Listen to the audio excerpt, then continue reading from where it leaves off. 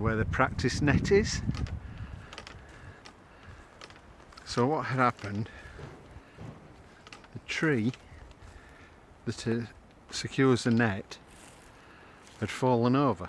So there, just there, fallen over, taken all the framework of the netting with it.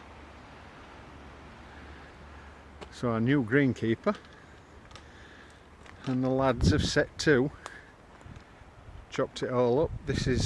We've got a mulcher, well, a chipper. That's all been sorted. That's today. So all this will be piled for removal, and this is already piled for removal.